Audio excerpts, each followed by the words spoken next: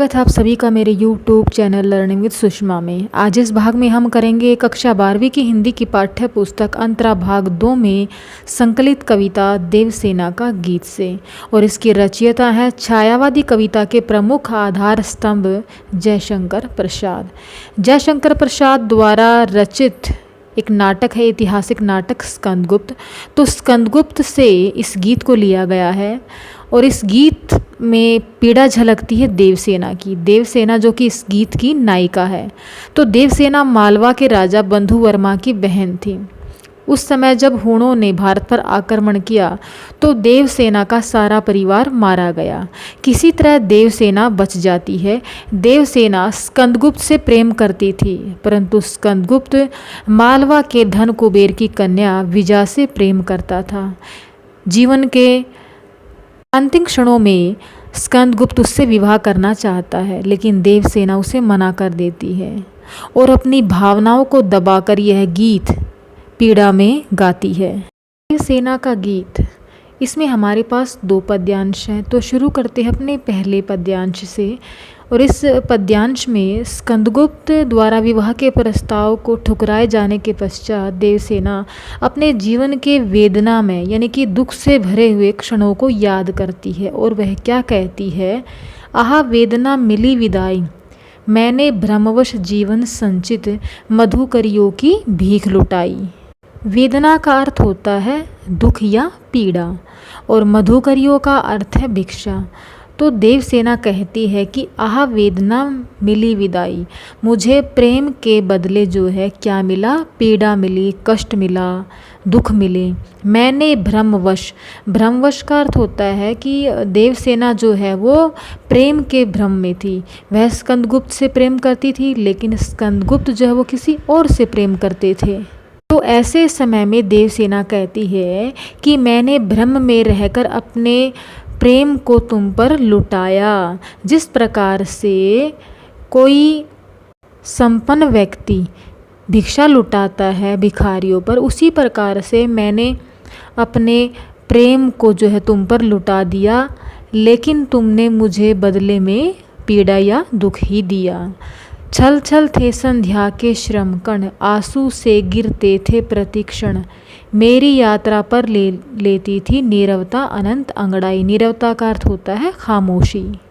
देवसेना अपनी जो पीड़ा है उसका बखान करते हुए क्या कहती है कि छल छल थे संध्या के श्रम कण अर्थात पसीने की बूंदें।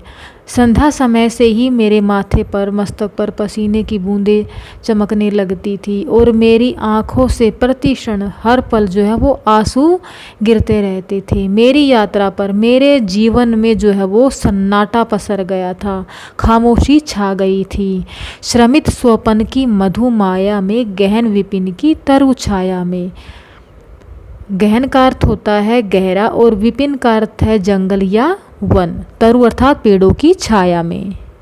यहाँ पर देवसेना क्या कहती है कि श्रमित स्वपन की मधु माया में। श्रमित अर्थात परिश्रम करके थका हुआ कोई मजदूर। जिस प्रकार से कोई मजदूर परिश्रम के कारण अधिक थक जाता है और वह गहरे जंगल में से गुजर रहा है, तो अचानक ही किसी पेड़ के नीचे जब विश्राम के लिए रुकता है तो उसे नींद आ जाती है और ऐसी अवस्था में अचानक से कोई आकर उसके कानों में विहाग की तान छेड़ दे। विहाग एक प्रकार से जो है जुदाई का राग है जो कि वियोग में बजाया जाता है। तो पथिक उनींदी, वह जो पथिक सोया रहता है उसकी नींद क्या होती है, टूट जाती है और वह अपनी नींद से जागृत हो जाता है। तो यही उस मजदूर वाली जो अवस्था है वो मेरी भी हो गई है। ठीक है ना, मैं तुम्हारे प्रेम में जो है खोई हुई थी, लेकिन जैसे ही मैंने आपके सामने प्रणय निवेदन किया तो आपने क्या किया, उस प्रणय निवेदन को ठुकरा कर मेरा अपमान किया है और मैं आपसे प्रेम करती थी। तो प्रणय निवेदन ठुकराने के बाद मेरी भी अवस्था उस मजदूर की तरह, उस श्रमित की तरह हो जाती है जो कि गहरे पेड़ों की छाया में जो है वो सोया हुआ था और अचानक से कोई उसको विहाग की तान सुना दे। वही हालत मेरी हो गई है। तो तो देवसेना ने पेड़ के नीचे सोए हुए पथिक के साथ अपनी उपमा दी है और ऐसा लगता है कि वह उन्नीदी दशा में है। श्रमित में उत्प्रेक्षा अलंकार है, तत्सम शब्दावली की प्रधानता है, मानवीकरण अलंकार है, खड़ी बोली में सशक्त अभिव्यक्ति है और पद में गेयता है। अब चलते हैं अपने दूसरे पद्यांश की ओर। लगी सदृष्ण दीठ थी सबकी, रही बचाए फिरती कब की, मेरी आशा आह बावली तूने खोदी सकल कमाई। सतृष्ण का अर्थ होता है तृष्णा सहित, कामनाओं के साथ। दीठ का अर्थ होता है दृष्टि या नज़र। मेरी आशा आह बावली तूने खोदी सकल, सकल का अर्थ होता है सारी।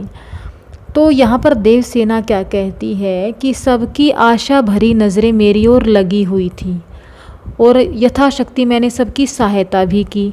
या फिर दूसरा इसका जो भाव है वो ये है कि देवसेना पर सबकी नज़र थी, हर कोई देवसेना को प्राप्त करना चाहता था, लेकिन देवसेना ने सबकी तृष्णा लगी हुई नज़रों से अपने आप को बचाए रखा। मेरी आशा आह बावली तूने खोदी सकल कमाई। देवसेना कहती है किंतु मेरी आशा अर्थात मेरी उम्मीदें जो है वो पागल थी। क्यों पागल थी? क्योंकि मैंने जीवन भर की इस पूरी तपस्या को ऐसे ही नष्ट कर दिया।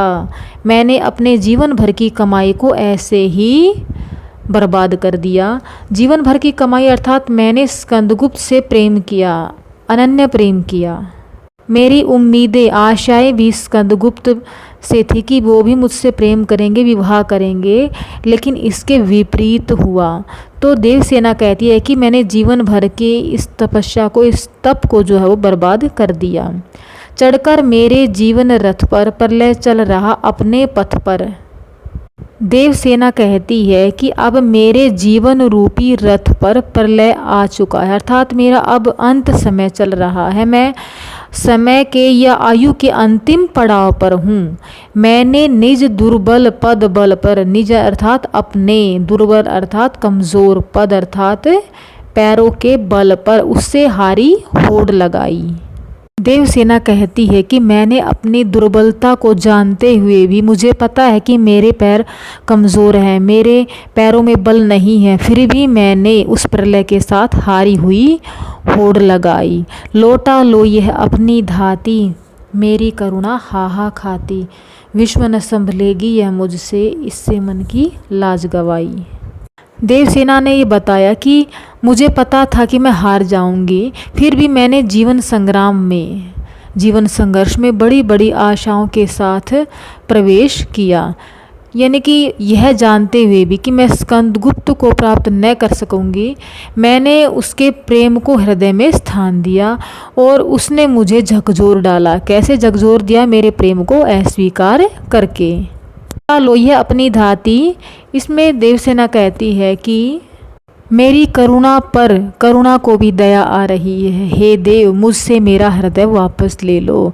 या दूसरे शब्दों में अगर कहीं इसका भाव है कि हे स्कंदगुप्त मेरा हृदय मुझसे ले लो, मेरा प्रेम स्वीकार कर लो, इसी हृदय में तुम बसे हुए हो। हृदय के साथ जब तुम भी निकल जाओगे तब मुझे शांति मिलेगी, अन्यथा जब तक मुझे अपनाओगे नहीं तब तक मुझे चैन नहीं मिलेगा। मुझसे अब इस हृदय को संभालने की, मुझ में अब इस हृदय को संभालने की शक्ति नहीं है। मेरे मन की लाज अब जाती रही है। निर्लज हृदय केवल विडंबना ही बन सकता है। प्रेम की यह विरासत अब मुझसे संभाले नहीं संभलेगी, क्योंकि इसने मेरी मन की लाज को गवा दिया है। इन पंक्तियों में देवसेना ने स्कंदगुप्त से अपना हृदय वापस ले लेने को कहा है, क्योंकि वह अपने हृदय को संभाल नहीं पा रही है और करुणा को भी उस पर करुणा आ रही है, दया आ रही है, और इसने देवसेना के मन की जो लज्जा है उसको भी गवा दिया है। तो करुणा का मानवीकरण किया गया है। धाती शब्द में भावाभिव्यक्ति जो है इससे गहन हुई है। लाज गवाना मुहावरे का प्रयोग है। तत्सम शब्दावली और खड़ी बोली का प्रयोग किया गया है। उम्मीद है आपको कविता समझ में आई होगी। तो मिलते हैं अगली कक्षा में किसी और टॉपिक के साथ। Till then take care.